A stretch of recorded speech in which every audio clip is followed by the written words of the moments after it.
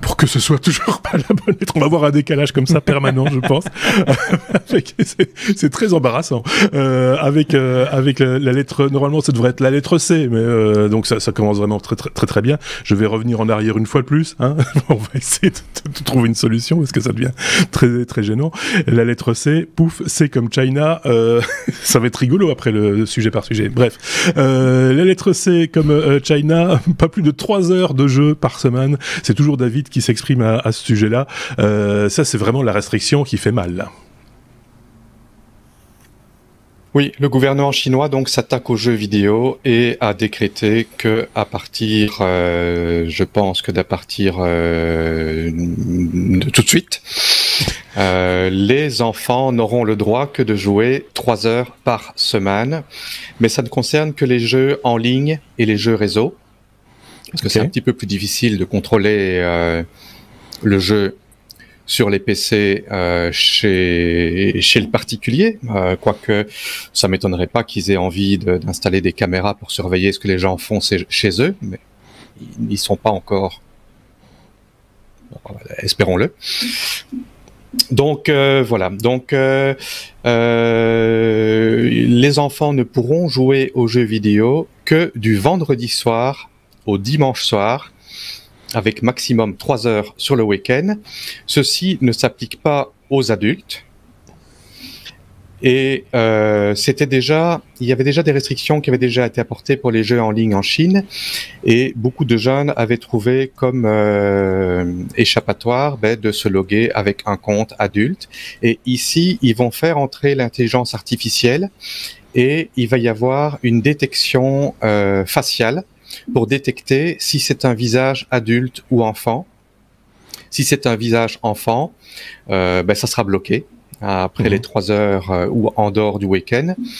Si c'est un adulte qui a été pris pour un enfant, il aura la possibilité de faire appel et de prouver son identité pour pouvoir jouer malgré tout. D'accord. Bon. Voilà. J'ai du mal à me mettre dans la place d'un enfant qui jouerait régulièrement aux jeux vidéo. Moi, très honnêtement, à mon âge, ça me suffirait amplement. Je sais pas ce qu'en pense Sébastien, mais voilà. J'ai des adolescents aussi. Je oui, c'est ça. 3 heures, ils vont me dire par jour.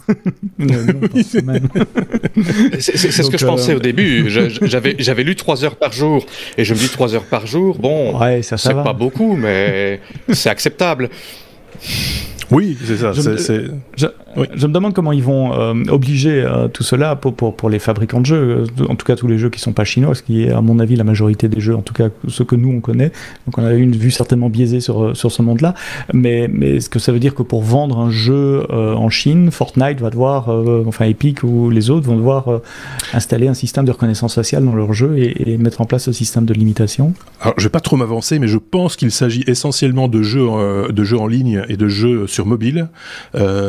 Parce que j'ai vu des grabs en fait, mais comme je parle pas chinois, c'est un peu compliqué, mais j'ai l'impression qu'il y a un système de veille permanente. Enfin, c'est une application qui est en fait installée sur le smartphone et qui, si tu as dépassé ton quota, bloque les applications de jeu. Je pense. J'ai peur de m'avancer. Si de votre côté, vous qui nous écoutez, vous avez l'information, n'hésitez pas à la glisser en commentaire sur notre blog lestechno.be ou sur notre chaîne YouTube par exemple, et comme ça on ira dormir moins bête. Peut-être. Mais donc voilà, c'est ça là. Je pense que je sais pas, David, si toi tu as d'autres infos là-dessus ou si tu confirmes ou pas. C'est ce qu'il m'a semblé aussi. J'ai vu plusieurs informations et c'est en effet ce qui me semble aussi. C'est une application mobile. Maintenant, il faudra voir en pratique parce qu'évidemment, bon, il faudra avoir un peu plus de feedback et c'est pas toujours facile d'avoir du feedback réel de Chine. Mais je me pose la question si ça va pas être quelque chose qui va être même forcé dans le firmware, dans l'operating system des différents smartphones. Mais donc ils ont besoin de la complicité de Google et d'Apple pour arriver à implanter ça partout en Chine.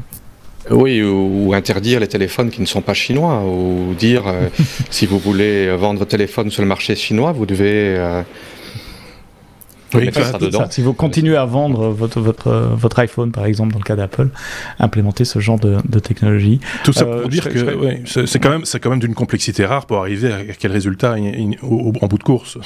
C'est un peu c'est un peu particulier. En tout cas, au niveau politique, on sait pourquoi. Je pense qu'au-delà du côté purement, j'allais dire presque sanitaire, de ne pas avoir des enfants qui sont complètement abrutis par les jeux vidéo, etc. Alors ça se discuterait déjà, mais je pense que c'est aussi pour justement éviter qu'il y ait justement par rapport aux jeux qui viendraient de l'étranger, une ingérence et en tout cas une démonstration d'un autre monde que celui qui leur est proposé, peut-être, je sais pas, non ? Niveau politique, je sais pas, mais j'avais vu un documentaire il y a pas longtemps. Pardon, David, je t'ai coupé la parole, c'est à cause de la latence. Oui, il y a des latences juste après. J'avais vu un documentaire à la télé il y a pas très longtemps sur la Silicon Valley et comment les cadres de la Silicon Valley, ceux qui travaillent dans les grandes boîtes informatiques de la Silicon Valley, il y a là un réel mouvement pour que les enfants de ces gens-là ne soient pas trop exposés au numérique, aux tablettes, etc., avec des écoles spéciales, avec de l'encadrement spécial, avec vraiment une surveillance sur le temps d'écran. Et donc, c'est quelque chose qui là est appliqué au niveau de l'État, là où d'autres l'appliquent volontairement dans certains milieux. David. David. Tu as raison de redonner la parole à David. Oui, en fait, dans l'article que j'ai lu, il considérait les jeux vidéo comme étant de l'opium. Il considère ça comme de la drogue. Ils s'y connaissent, mais ce qui est aussi intéressant, c'est que le commentaire de Marc a du sens. La Chine a déjà censuré pas mal de jeux vidéo étrangers. Quand il y a des combats et qu'on parle de communistes et qu'on parle de chinois ou de choses comme ça, ça leur plaît pas toujours et il y a pas mal de jeux qui ont été blacklistés en Chine. Et pour revenir à ce que Sébastien disait, la Silicon Valley, c'est marrant parce qu'on en parlait il y a quelques épisodes, justement une société à la Silicon Valley qui développait de la reconnaissance faciale pour les Chinois. Ah oui. C'est le serpent qui se mord la queue. Oui, enfin, je pense que là, effectivement. Quoi dire de plus ? Pas grand-chose à mon avis, donc on va pouvoir passer à la suite. Et alors j'ai très très peur, parce que normalement... Ne lance pas le jingle, comme ça, je suis obligé. On retombera sur le banc. Oui, c'est ça. Passons directement au sujet suivant. Oui, mais à un moment donné, on va avoir un souci quand même. Donc je vous explique, chaque fois que je pousse sur le bouton, c'est pas le bon sujet qui est affiché dans l'image, mais je remets tous les trucs droits après. Donc ça fout comme ça, vous avez une vision. Là, c'est tout l'épisode qui va rentrer dans le bêtisier. Ça, c'est très clair. Normalement, ça devrait être dès comme Docker, la séquence suivante. Allons-y.